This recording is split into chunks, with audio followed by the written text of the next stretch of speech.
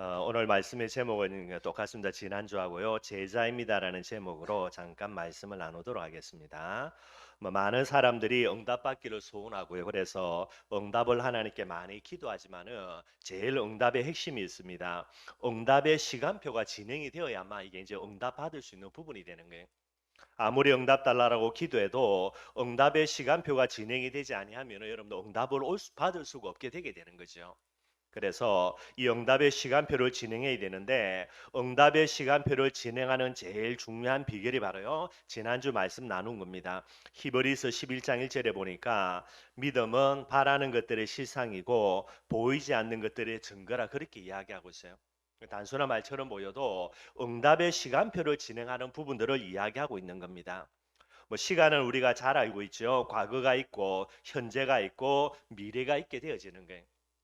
오늘이라는 시간인데 여러분들 오늘이 지나면 내일은 오늘이 되고요. 오늘이라는 이 시간은 이제 어제라는 시간으로 그렇게 시간이 이제 흘러가지게 되는 겁니다. 응답이라는 부분들의 시간표도 여러분들 이 비밀을 가지고 생각하면요. 믿음이라는 것은 바라는 것들의 실상이라는 게 미래에 내가 응답을 바라는 거죠. 그 응답을 오늘 지금의 시간으로 끌고 와줘야 되는 거예요. 여러분들이 내가 내일 응답 받을 것이라고 생각하면 여러분들 내일이라는 시간이 있습니까? 없는 거예요, 여러분들. 여러분들이 내일 받은 응답을 오늘의 시간으로 끌고 올 수 있어야 됩니다. 성경은요, 그걸 믿음이라는 게. 그래 여러분들 내일의 그런 응답을 오늘로 끌고 와서 내가 응답 받은 것이 맞다면요. 오늘 내가 가지고 있는 모든 문제는 어떻게 됩니까? 문제 해결 안 됐는데 여러분들 오늘의 문제가 어제의 문제, 과거의 문제를 이거 흘러 보낼 수 있는 부분이 되는 거예요. 이게 여러분들 믿음의 핵심이 되는 겁니다. 많은 사람들이 이야기합니다. 모든 문제 해결 뭐냐고. 지금 내 문제 그대로 남아 있는데. 근데 여러분들 믿음의 비밀을 회복하면요. 오늘 내 있는 이 문제는 해결 안 되었는데 이미 해결된 문제, 과거의 문제로 보내어지는 거예요. 이걸 보내놓고요. 미래에 내일 받은 응답을 오늘 지금 땡겨오는 거예요. 그래 여러분들 이 시간표를 진행하면 응답은 옵니까 안 옵니까? 응답이 오는 부분 되는 거예요. 오늘 내 문제 여러분들 늘 문제로 갖고 있어가지고 이걸 과거로 보내지 못하죠. 늘 언제나 문제에 허덕거리죠. 더 심각한 거 아직도 오지 않은 내일을요 오늘 땡겨와가지고 그것 가지고 염려 걱정하는 거예요. 미래의 응답은 오늘 땡겨오는 게 아니고 터지지도 않은 문제를 오늘 땡겨와가지고 이것 갖고 염려 걱정한다니까요.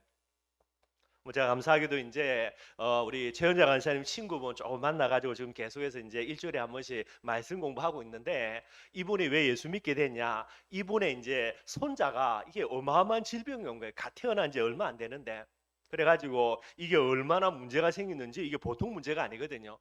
그래가지고 병원에 가가지고 응급실 가가지고 뭐 하여튼 뭐 보통 복잡한 게 아니에요. 근데 이제 이런 문제가 터지니까 여러분들 뭐를 가지고 고민하냐? 이것 때문에 내 손자가 뭐 죽을지도 모른다라고 의사가 이야기하는 거니까. 근데 실상은 아직 안 죽었거든요, 여러분들. 지금도 살아 있고요. 이게 무슨 말이냐? 오지 않은 문제를요, 이 내일의 문제를 오늘 끌고 와가지고 염려 걱정하면서 고민하고 있는 거예요. 그래놓고 여러분들 내가 응답 받겠다고요. 응답을 어떻게 받습니까, 여러분들? 일단은 내가 갖고 있는 문제 이미 떠나보내야 됩니다. 무엇으로? 믿음으로. 그리고요, 앞으로 일어난 문제를 갖고 오는 게 아니라 앞으로 내가 받을 응답을 오늘로 갖고 와줘야 되는 거예요. 이게 이제 시간표를 진행한다 그렇게 이야기할 수 있는 거예요. 꼭 여러분들 기억하시기를 바랍니다. 저도 문제 있고 여러분들도 문제 있습니다. 믿음은 뭐지요? 어떤 문제도 이걸 여러분들 과거로 다 밀어보낼 수 있는 거예요. 그 자리에 무엇을요? 내일 받을 응답을 오늘로 딱 끌고 오면 됩니다. 성경은 분명히 이야기합니다. 믿음대로 된다라는 게. 내일 있을 문제를 오늘 끌고 와가지고 끙끙거린다. 반드시 여러분 그 문제가 오늘 터져요. 믿음대로 되니까. 응답의 시간표 꼭 기억하시고요. 믿음의 비밀을 가지고 이 응답의 시간표를 하나씩 하나씩 진행하는 우리 모든 성도들이 되기를 바랍니다. 여러분들 늘 이야기하는 겁니다. 제일 먼저 살펴볼게 나는 누구인가? 여러분들 정체성이에요. 늘 이야기하는 거죠. 마가복음 3장 13절에 주님은 원하는 자를 부르셨다. 성경이 이야기합니다. 그 예수님이 원하는 자가 누굽니까? 제자예요.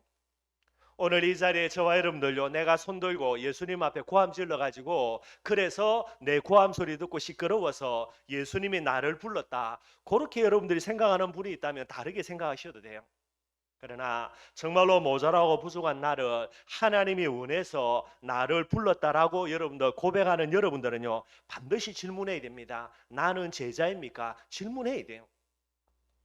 여러 가지 많이 있겠지만 여러분들 그거는 그 다음이에요. 두 번째, 세 번째고 가장 근본적인 거, 예수님이 우리를 원해서 제자로 불렀다며, 그렇다면 첫 번째입니다. 나는 제자입니까? 반드시 질문해야 돼요.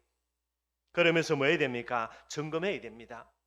제자가 맞다면 여러분들, 그죠? 복음이 나에게 기쁜 소식이 돼야 되는 거죠. 오늘 여러분들 응답을 두고 사명을 두고 이전에 제일 먼저 복음이 나에게 기쁜 소식인가, 이게 점검이 돼야 돼요.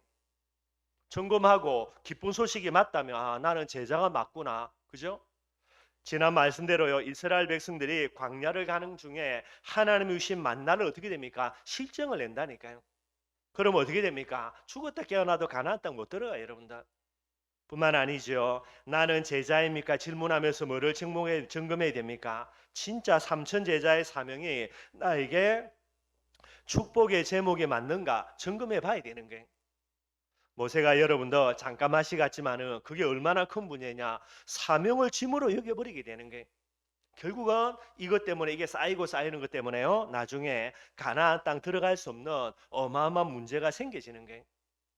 제자입니까? 질문하면서 두 가지 점검하면 됩니다. 복음이 나에게 여전히 기쁜 소식인가? 삼천 제자의 사명이 나에게 축복의 제목인가? 점검하시면 돼요. 제자로서 많은 걸 점검해야 되지만 가장 기본적인 게 여러분들, 이걸 점검하면서, 그죠? 이게 올바르게 점검이 되어진다면 저와 여러분들의 고백이겠죠. 나는 뭐라고요? 제자입니다. 내 고백이 돼야 돼요. 모자라다, 부족하다, 잘났다, 잘못하다, 이게 중요한 게 아닙니다, 여러분들.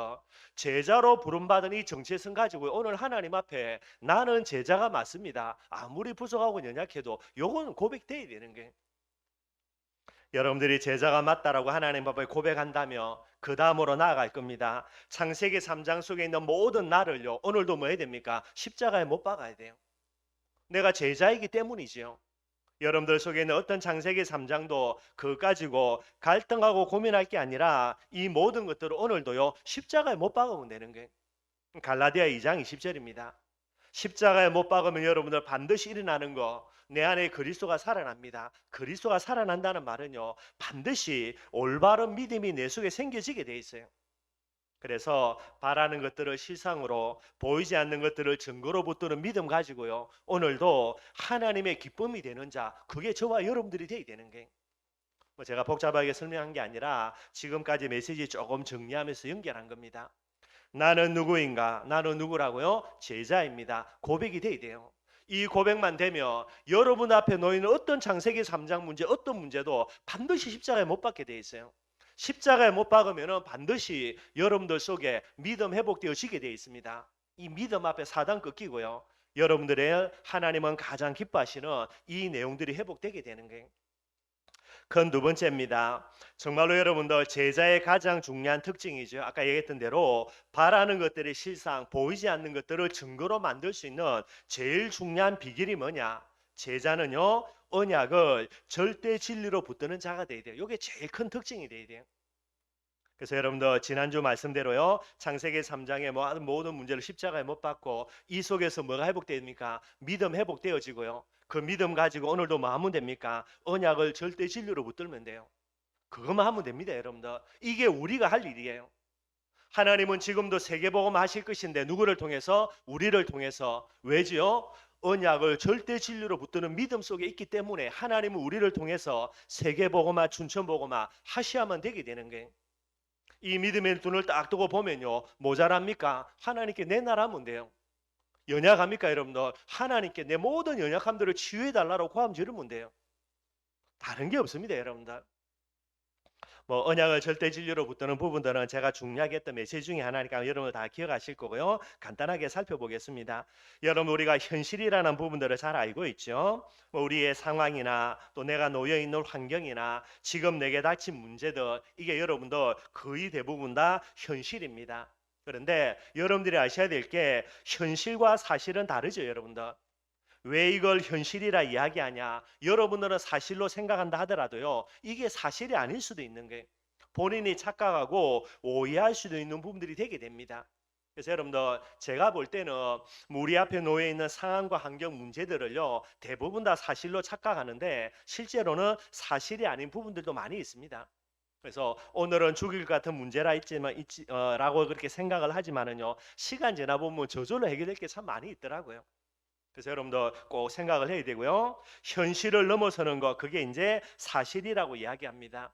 여러분들의 상황과 환경 문제가 사실이죠. 거짓이 아니라 하더라도요. 이것도 여러분 우리가 생각을 해야 돼요. 사실은 맞다 하더라도 진실과 진리는 아닐 수가 있다라는 거예요. 왜 그러냐 하니까 개인 따라 여러분들 달라질 수 있습니다. 내게는 사실이 맞는데 다른 사람에게 잣대에 비유하면요. 그게 사실이 아닐 수도 있고요. 뿐만 아니죠. 여러분들 오늘은 내가 어마어마한 문제로 사실이 맞는데 내일은 또 이게 어떻게 바뀌어질지 또 아무도 몰라요, 여러분들. 그래서 사실을 넘어서 진리라는 단어, 진실이라는 단어를 쓸 때는 여러분들 아무리 시간이 지나도 변치 않은 부분들, 예외가 없는 부분들이 되겠죠. 그걸 가리켜 진리라고 진실이라고 이야기하는 거예요. 그래서 여러분들 가설이 아닙니다. 이게 이제 법칙이 되게 되는 거죠. 예를 들면은 만유인력의 법칙입니다. 만유인력의 법칙이 뭐죠? 사과를 떨어뜨리면 그 사과는 땅으로 떨어집니다. 여러분들 아무리 몸부림쳐도 사과를 떨어뜨리면요 결국은 땅으로 떨어집니다. 뭐 1000번 만번요 뭐 100년이 지나든 1000년이 지나도 똑같은 부분이 되는 거예요. 그걸 여러분들 진리라고 이야기하는 거예요. 여러분들이 어떤 문제, 어떤 상황, 어떤 환경일지는 저는 모르지만 여러분들 그게 진짜 절대불변의 진리일까? 그걸 생각을 해봐야 되는 거예요. 그래서 여러분들 진리라는 부분 여러분들 이해하시면 되고요. 근데 이 진리를 뛰어넘는 게 있습니다. 그래서 뭐 단어를 쓰기가 그러니까 이걸 가리켜서 절대 진리라 그렇게 이제 이야기를 해봤어요. 절대 진리는 뭐냐? 진리를 뛰어넘는 진리 그 이상의 개념을요. 절대 진리라 이야기하는 거예요. 이건 여러분들 성경에서만 나와 있는 찾을 수 있는 그런 내용이 되게 됩니다. 예를 들면 여러분들죠 만윤리의 법칙입니다. 사과를 떨어뜨리면 어떻게 됩니까? 땅으로 떨어져요. 근데 땅으로 떨어지지 않고 하늘 높이 올라간다라는 거예요. 이 진리를 뛰어넘는 부분이니까요. 그 내용이 뭐냐? 그 내용은 딱 하나밖에 없습니다. 여러분들 하나님의 언약밖에 없게 되는 거예요. 언약이라는 부분들만이 진리를 뛰어넘는 절대 진리가 되게 되는 거예요. 뭐 전에도 예를 들었죠, 여러분들. 뭐 세 가지 예를 들어 두 가지 예를 들어 보면요. 첫 번째는 유전학적인 진리입니다. 엄마와 아빠 속에서 아이가 태어나는 거. 절대 불변의 진리입니다, 여러분들. 만약에 여러분들 그죠? 처녀가 애 낳았다. 처녀가 애 낳은 거 알죠, 여러분들? 사고 쳐가지고 그죠? 그래서 애 낳은 거지. 처녀 지은 채 애를 못 낳는 거예요. 두말할 필요가 없고. 그런데 예수님의 출생입니다. 뭐죠? 처녀가 애 낳았는데 진짜 처녀가 애 낳은 거예요. 사고 쳐서 애 낳은 게 아니고 이사야 7장 14절에요. 처녀가 잉태하여 아들을 낳아야만 그 이름이 임마누엘 될 수 있는 부분이 됩니다. 우리의 구원자가 될 수 있게 되게 되는 거예요. 만약에 여러분들 어떤 사람이 처녀 혼자 애 낳았다. 그건 전부 다 거짓말이죠. 그런데 언약적인 관점입니다. 메시아 그리스도로 오셔야 되는 예수님은요 반드시 처녀의 몸에서 태어나야 되는 거예요. 말이 안 되는 건데 언약이라는 관점 속에서 진리를 뛰어넘는 절대 진리가 되는 거예요. 뿐만 아닙니다. 모든 것의 완전한 끝이 뭡니까? 죽음이죠. 이건 생물학적인 진리예요. 죽으면 끝입니다.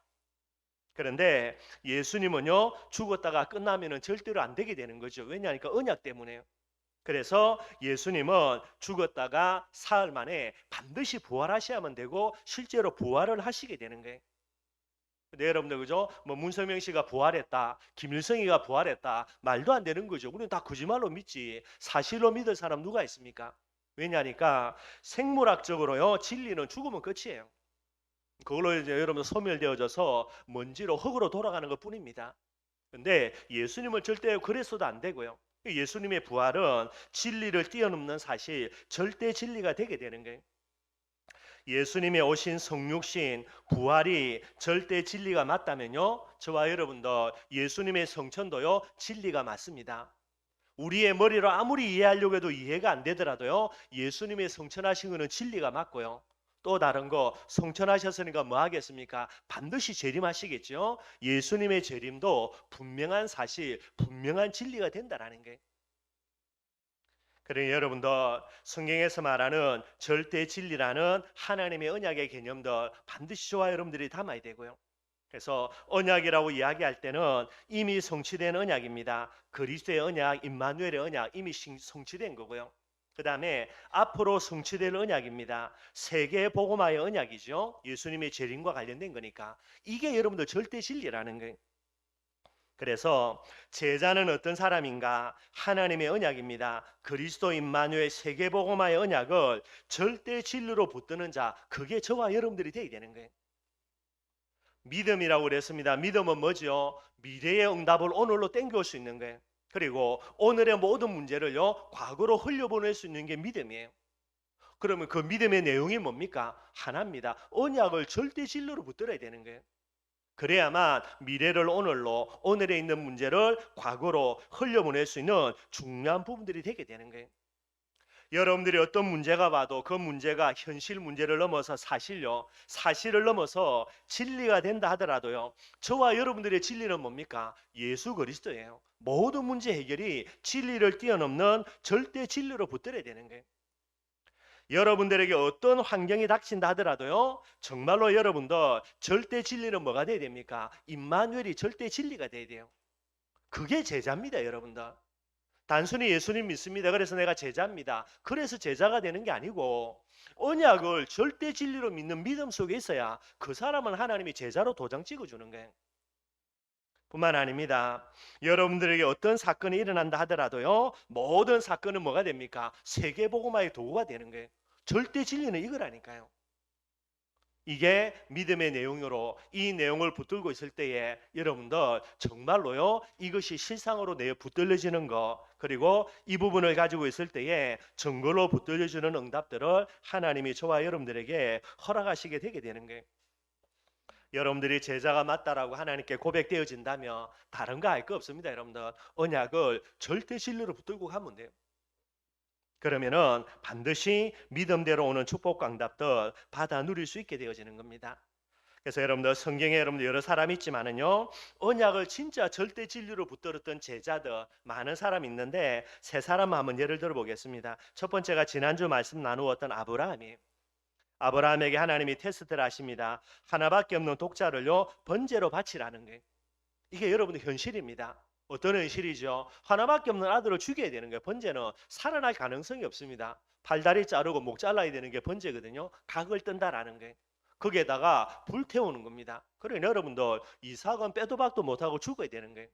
이게 현실이에요. 그런데 아브라함이 이 현실을 앞에 두고요, 무엇을 절대 진리로 붙듭니까? 내 아들 죽는다라는 것을 절대 진리로 붙드는 게 아니고요, 메시아의 언약입니다. 너와 네 후손 이삭을 통해서 메시아를 보내주겠다라는 거예요. 이 하나님의 말씀을 아브라함이 뭐로 붙듭니까? 믿음으로 절대 진리로 딱 붙드는 거예요. 그러니 이삭을 통해서 메시아가 온다라는 이 것을 언약을 절대 진리로 붙들고요, 이것이 실상으로 이걸 증거로 딱 만들게 되는 겁니다. 그러니 뭐가 보여집니까, 여러분들? 숨은 응답이 보여지는 거예요. 내 아들 죽더라도 하나님은 무엇으로요? 부활의 응답으로 내 아들을 하나님이 내게 돌려줘야 된다라는 이 문제 속에, 현실 속에 감춰 있는 숨은 응답이 보여지는 거예요. 하나님이 내게 명령했기 때문에 내가 그 명령을 악착같이 지켜야 된다, 그런 개념이 아닙니다, 여러분들. 그 개념을 뛰어넘어서 이삭을 번제로 바치라는 이 문제를 딱 가지고요, 믿음의 눈을 딱 뜨니 응답이 보입니다. 하나님이 나에게 부활의 응답, 이삭도요 부활의 축복과 응답, 이게 보여지는 거예요.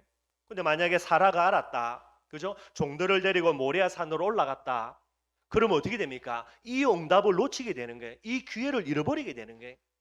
그래, 여러분들 아브라함이 사라에게 이야기하겠습니까? 절대 이야기 안 하지. 그죠? 종들을 데리고 올라가겠습니까? 절대로 안 데려가죠. 데려가면 안 되는데, 응답 못 받는데. 이게 믿음이에요, 여러분들. 이게 진짜 제자의 모습이 되게 되고요. 여러분들 꼭 이 비밀 생각하기를 바랍니다. 하나님은 저와 여러분들을 독생자 예수 그리스도를 희생하기까지 해서 우리를 하나님의 자녀로 불렀어요. 저와 여러분들의 문제가 따져가지고 우리를 골탕 먹이는요, 그런 하나님입니까? 천만에요. 하나님은 저와 여러분들에게 우리를 골탕 먹이기 위해서 문제를 주는 게 아니라 세계복음을 하려고요, 응답과 축복을 준다니까요.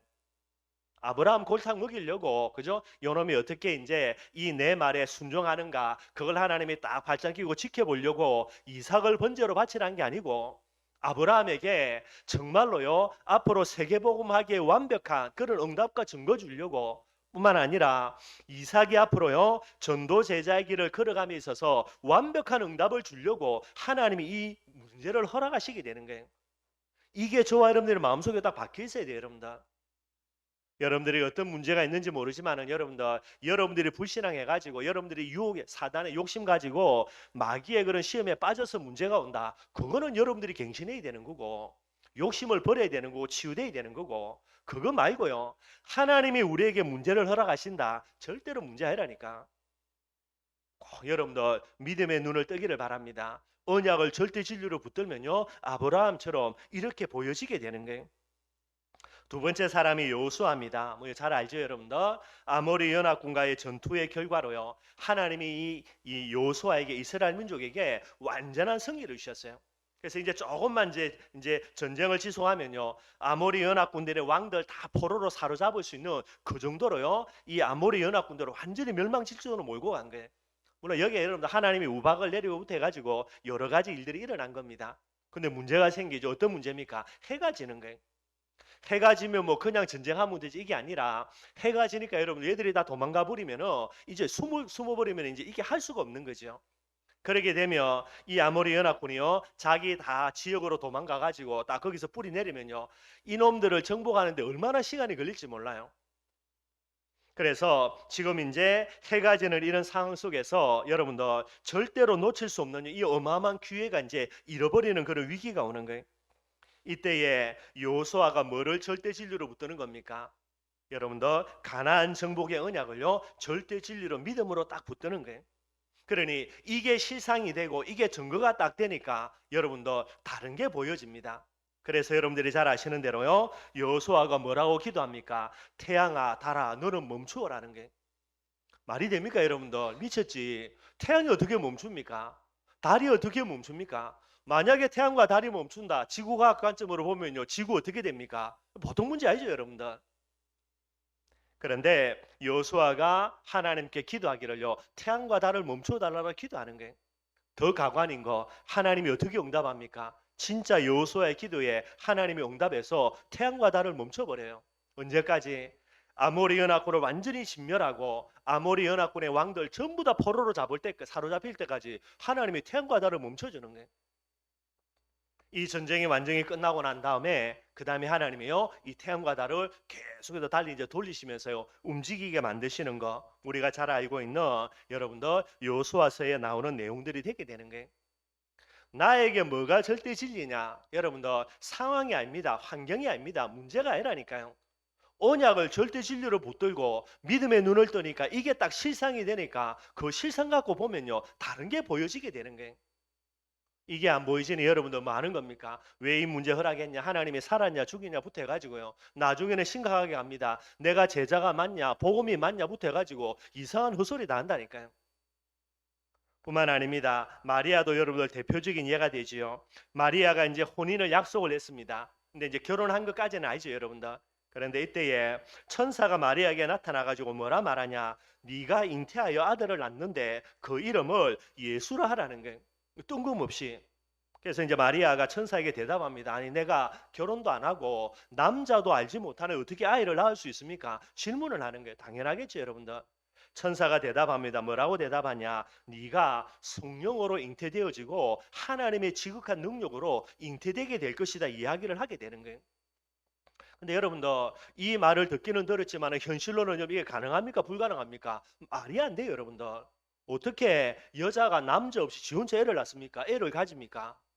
말이 안 되는 거죠, 여러분들. 그리고 더 심각한 문제, 요셉과 정혼한 상태인데 마리아가 임신을 했다. 뭐 그게 성령으로 잉태되다 하나님의 능력이든 이거 들키면 어떻게 됩니까? 마리아는 돌 맞아 죽어야 돼요, 여러분들. 그게 유대법이에요. 결혼하지 않고 정혼한 상태에서 사고를 쳐가지고 그 남자가 아닌 다른 사람의 아이를 잉태한다. 어떻게 되냐? 유대법으로 돌에 맞아 죽어야 되는 거예요. 여러분들 이미 말도 안 되는 현실입니다. 이게 불가능한 상황이고요. 그 상황대로 된다. 그럼 어떻게 되죠? 나는 돌 맞아 죽겠습니다. 이 말이 되거든요. 이 보통 문제가 아니라. 근데 여러분들 이 부분을 가지고요. 마리아가 뭐라고 고백하냐? 누가복음 1장 38절이에요. 거기에 보면요, 주의 여종이오니 무슨 말입니까? 나는 내 것 아니고 하나님의 뜻대로 쓰임 받기를 원하는 그런 모습이다라는 거예요. 내가 주의 여종이오니 주님의 말씀대로 내게 이루어지이다. 이게 마리아의 고백이 되는 거예요. 일단은 말도 안 되는 겁니다. 전혀 이해도 안 돼요. 어떻게 처녀혼자에 놨습니까? 그런데 뭐라고요? 그대로 되기를 원한다. 그대로 된다면 나중에 들키면요, 마리아는 죽어야 돼요. 여러분들 배가 불러올 텐데 이걸 어떻게 숨깁니까? 말이 안 되지. 결국은 드러날 거고, 드러나면요 부정한 여자 돼가지고 돌에 맞아 죽어야 되는 거예요. 그런데도 뭐라 말합니까? 내가 주의 여종이기 때문에 말씀대로 내게 이루어지기를 원합니다. 이게 마리아의 고백이에요. 마리아가 무엇을 절대 진리로 붙듭니까? 말씀을 절대 진리로 붙드는 거예요. 붙들고 나아갔는데 어떻게 된다고 여러분들? 예수님이 그리스도인 예수님이요 마리아의 몸을 통해서 태어나게 되는 거예요. 그래서 성경은 이야기합니다. 여자 중에서 제일 복받은 여자가 누구라고요? 마리아라. 그런 응답을 받는 거예요. 저와 여러분들 많은 사람을 이야기할 수 있겠지만은요 믿음의 선진들입니다. 그들이 대단한 믿음을 가진 게 아니에요. 믿음의 선진들이 가진 믿음의 제일 중요한 내용, 하나님의 말씀을 나에게 무엇으로요? 절대 진리로 붙든 것밖에 없어요. 절대 진리로 붙드는 믿음을 해보겠더니 다른 게 보여지는 게 여러분들. 여러분들 언제나 앞으로 신앙생활 할 때에 이 비밀도 꼭 기억하시고요. 이 축복을 누리기를 주님의 이름으로 축원드리겠습니다. 오늘 여러분들 본문 말씀 시편 119편 말씀이고요. 여러분들이 잘 아시는 대로 시편 119편 말씀은 이미 여러분들 말씀장이라 그래요.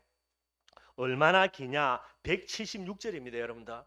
아마 여러분들 보통 성경 통독하시는 분들은요 시편 119편 걸리면 이거 읽는데 여러분들 한참 걸려요. 여러분들 왜 이렇게 성경에서 가장 긴 장이 말씀장이냐 시편 119편이냐 아마 여러분들 말씀이 그만큼 중요한 부분들을 이야기하게 되겠죠.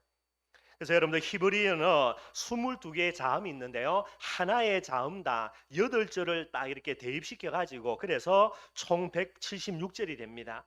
그래서 자음 하나 가지고요 그 자음을 따서 8절이 쭉 시작되고요 그 다음 자음을 가지고 똑같은 그 자음으로 시작되면서 8절이 반복되고 이렇게 해가지고 총 이제 22개 자음이니까요 176절이 되는 거예요. 그래서 한마디로 여러분들 시편 119편은 하나님의 말씀에 대해서 장황하게 이렇게 설명해 내온 내용들이 되게 됩니다. 그래서 우리가 읽었던 89절부터 96절까지요. 똑같습니다, 여러분들. 이게 이제 한 구절이거든요. 그래서 8구절을 가지고 한 자음을 가지고 쭉 시작이 되는 부분이네요. 여기 여러분들 오늘 간단하게 한번 살펴보도록 하겠습니다. 오늘 89절부터 여러분 91절까지 읽어보면요. 여호와의 주의 말씀은 영원히 하늘에 굳게 서사오니 하늘에 굳게 섰다는 말은 영원 불변의 절대 진리라는 말이 되는 거죠. 그게 이제 하나님의 말씀이 되는 거예요. 90절입니다. 주의 성실하심은 대대에 일어나이다. 주의 성실하심이 대대에 이르다는 말은요. 하나님은 영원 불변한 하나님으로요. 대대에 그렇게 계속해서 역사하시는 분이라는 거고요. 주께서 땅을 세우셨으므로 땅이 항상 이사오니 이스라엘 백성들이 영원 불변하다라고 이야기하면서 대표적인 것으로 삼는 게 천지입니다. 땅입니다. 그래서 땅이라고 이야기하는 것은 영원 불변의 속성을 이야기하는 부분으로 땅을 이야기하게 되는 거예요. 그런데 그죠? 이 땅을 세우셨기 때문에 땅이 항상 있다는 말이고요. 91절입니다. 영원 불변한 천지가 주의 규례대로 오늘까지 있으면 하나님의 말씀대로 지어진 이 영원 불변한 천지가 있다는 말은요. 무슨 말이 됩니까, 여러분들? 하나님의 말씀도 영원 불변한 말씀이다라는 것들을 설명을 하게 되게 되는 거예요. 그래서 만물이 주의 종이 된 까닭이다 이렇게 이야기하고 있죠. 그래서 89절에서 91절까지 내용은요. 말씀으로 창조된 천지가 영원불변한 것처럼 천지를 창조한 하나님의 말씀도 당연히 영원불변하다라는 요 속성을 설명하고 있게 되어지는 거예요. 말씀에 대해서 쭉 이야기하면서 여러분들 89절부터 96절까지 요 절 속에서는요 뭐가 포함되어 있냐 영원불변한 하나님의 말씀의 속성을 계속해서 이야기를 하게 됩니다. 영원불변하다는 말은 여러분들 그죠? 진리를 뛰어넘는 절대 진리이므로 이렇게 설명을 하고 있게 되어지는 거고요. 92절입니다. 여러분 나중에 집에 돌아가셔서 여러분 가만히 한번 묵상해 보시기를 바랍니다. 시편 119편은 누가 썼는지 저자를 알 수가 없어요. 언제 썼는지도 모릅니다, 여러분들. 그래서 작자 미상, 연대 미상인데요. 이 시편 기자가 오늘 92절에 뭐라고 이야기하냐? 여기 보면요. 주의 법이 하나님의 말씀입니다. 주의 법이 나의 즐거움이 되지 아니하였으며 내가 내 고난 중에 멸망하였으리이다. 시편 이 기자의 고백이에요. 아마 이 사람이 많은 고난을 당했겠죠, 여러분들. 그래서 어떤 사람은 뭐 다윗 쓰지 않았냐 그렇게 이야기하는데 그거는 여러분들 알 수가 없으니까요. 예를 들어서 다윗을 이야기합시다. 다윗이 얼마나 많은 고난을 당했습니까, 여러분들? 그런데 그런 어마어마한 고난을 당하는데 뭐가요? 하나님의 말씀이 내게 즐거움이 되었다라는 거예요. 그렇기 때문에 내가 고난 당할 중에서도 멸망당하지 않았다라고 그렇게 여러분 고백하고 있는 거예요. 뭐 다윗이라고 말할 수는 없으면 작자 미상이니까 어찌됐든 간에 이 시편 기자의 고백입니다. 내가 어마어마한 고난 가운데 있었는데 그 고난 가운데서 멸망하지 않은 이유 뭐라고요? 하나님의 말씀이 나에게 뭐가 되었다고요? 즐거움이 되었다는 게. 많은 고난의 문제들이 있는데 현실이 있는데 고난을 현실을요 사실로 진리로 받아들이지 않고 무엇을요 하나님의 말씀을 절대 진리로 내가 받아들였다는 거예요. 그랬더니 고난 가운데 당연히 멸망받아야 되는데 멸망하지 않았다라는 거예요. 혹시 여러분들 고난 당하면서 어려움 당한 분들이 있습니까? 고난을 진리로 삼은 거 망하는 지름길이에요. 뭐를요? 하나님의 말씀을 절대 진리로 붙들어야 됩니다. 그래야 여러분들 고난에서 멸망당하지 않고 승리하게 되게 되는 거예요. 93절에도 이야기합니다. 내가 주의 법도들을 영원히 잊지 아니하오니 왜죠? 영원불변의 진리니까 영원히 기억하겠다라는 게. 근데 그 다음 절입니다. 주께서 이것들 때문에 하나님의 법도들 때문에 나를 살게 하려 하심이니이다. 나의 존재 이유가 뭐라고요? 여러분들 이것들 하나님의 말씀이 내 존재 이유라는 게. 그래서 지금 제가 이야기하는 주제를 쭉 적용하면 뭐가 됩니까? 하나님의 말씀이 영원불변의 진리임을 증언하는 이 사명 때문에 오늘도 내가 존재하는 이유다 그렇게 이야기하는 거예요. 우리가 늘 설명하는 대로라면요. 예수 그리스도가 절대불변의 진리임을 우리가 설명하는 이 사명 때문에 오늘도 내가 존재한다라는 거예요. 하나님이 지금도 성령으로 내 안에 나와 함께 하시는 거 이 절대 진리 때문에 오늘도 내가 존재한다라는 게. 그리고 하나님은 나를 통해서 땅끝까지 증인되게 하시는 거 이 사명 때문에 오늘도 내가 존재한다라는 게.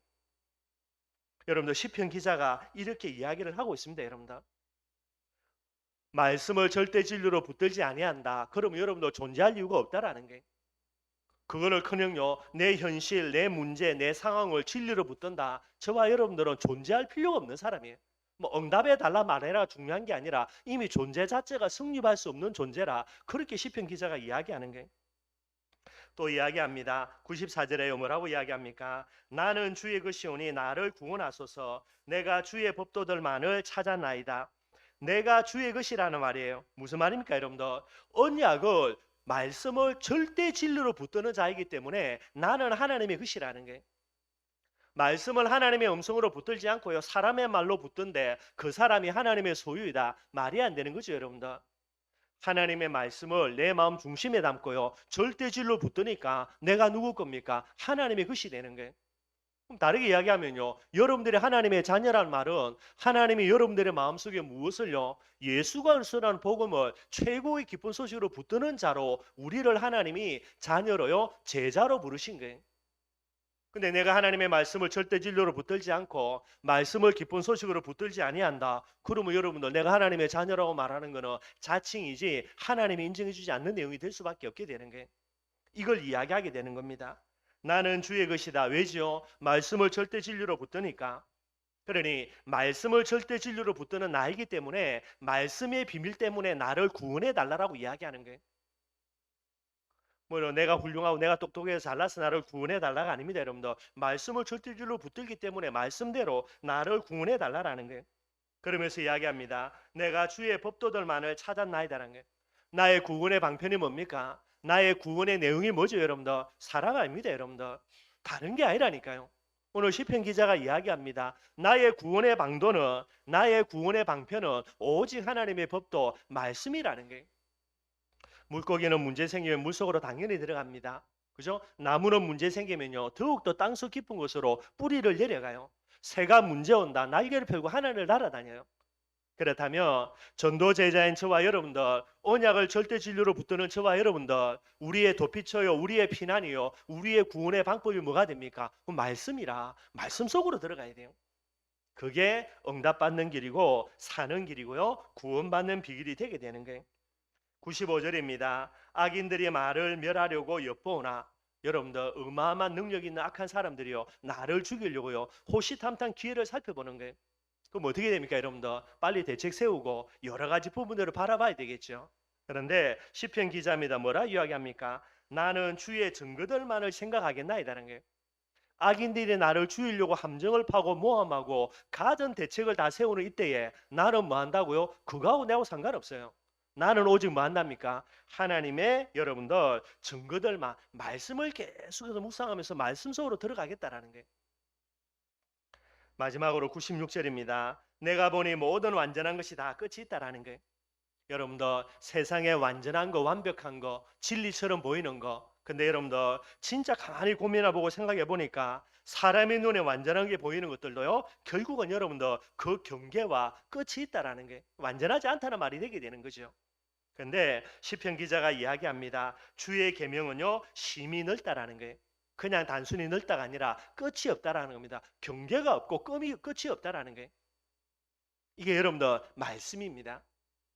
그러니 여러분들 오늘 시편 기자가 119편에 그죠? 많은 말씀들이 있지만은 89절부터 96절까지요. 나에게 있는 절대 진리는 뭡니까? 문제도 아닙니다. 상황도 아니에요. 나를 죽이려고 모함을 하고 여러 가지 그런 하는 일들을 하는 악한 세력들도 여러분들 절대 진리가 아니라 오직 나의 절대 진리는 뭐가 됩니까? 하나님의 말씀이 된다라는 게. 여러분들 다시 한번 마음에 담고요. 저와 여러분들은 하나님의 말씀을 절대 진리로 붙드는 자, 그게 저와 여러분들이에요. 한마디로 시편 119편의 기자는요, 하나님의 말씀을 절대 진리로 붙드는 자라 그렇게 본인이 고백하고 있어요. 결국 어떻게 됩니까? 말씀대로 반드시 응답과 축복 오게 돼 있습니다, 여러분들. 믿음대로 응답과 축복 반드시 오게 돼 있고요. 반드시 기억해야 될 거예요.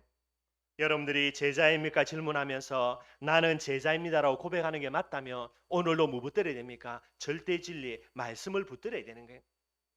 말씀 결론 맺도록 하겠습니다. 착각하면 안 되겠지요. 현실 물론 중요합니다. 여러분들 현실을 넘어서 사실이다, 더 심각하겠지요. 사실을 넘어서 진리가 된다, 이거는 뭐 어마어마한 부분 되겠죠. 그러나 여러분들 다 맞다 하더라도요, 뭐는 아닙니까? 절대 진리는 아니에요. 이것을 역전할 수 있는 비밀이 있다니까요. 그게 뭡니까? 언약입니다.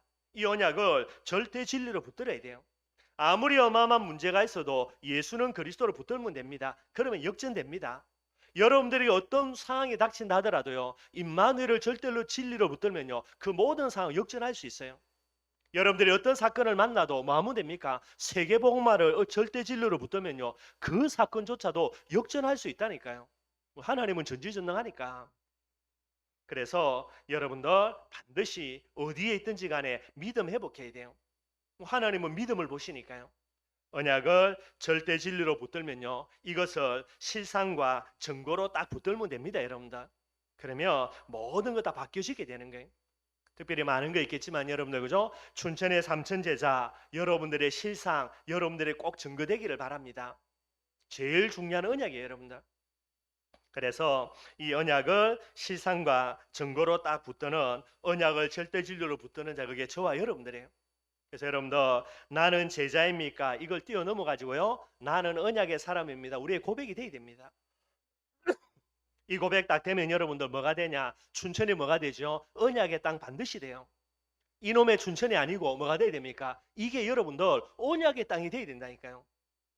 내가 언약의 사람이 아니니 춘천이 언약의 땅이 안 되는 거예요. 언약의 땅이 안 되니 여러분들 어떻게 하나님의 축복과 응답을 받습니까? 받을 수가 없지. 그리고요, 춘천 임마누엘 교회가 뭐가 됩니까? 언약의 교회 된다니까요. 춘천 임마누엘 교회가 언약의 교회가 안 되는데 그러면 여러분들 모든 게 문제지.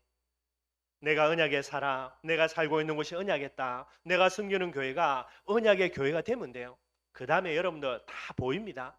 응답도 보이고요, 축복도 보이고요. 그걸 보이니 하나님께 달라라고 하면 반드시 줘야만 되는 거예요. 그리고 언약을 절대 진리로 붙드는 정도가 아니라 말씀을 절대 진리로 붙들어야 돼요. 그래서 여러분들 문제 올 때마다, 어려움 생길 때마다 어디로 들어가야 됩니까? 대책 세우지 말고요. 모든 거 내려놓고 어디 속으로요? 말씀 속으로 들어가야 돼요. 뭐 조금 아마 시영이가 싫어하겠지만 여러분들 참 감사한 것 중에 하나가 요놈이 군대 가가지고요. 문제가 생기고 여러 가지 일들이 생기면요. 어디로 가냐? 성의책 딱 들고요. 그 뭐 카페 같은 게 있는 거 부대 안에 거기 들어가서 말씀 계속 보면서 답을 찾는다 그래요. 그냥 여러분 헛소리 하는 게 아니고 제가 이제 지가 몇 번 문제 생겼을 때 이렇게 해서 그렇게 여러 가지 응답 받은 걸 이야기하더라고요. 제가 참 감사해요, 여러분들. 우리 랩런트들요 문제 생기면 어디로 들어가야 된다고요? 말씀 앞으로 가야 돼요. 그게 사는 길입니다.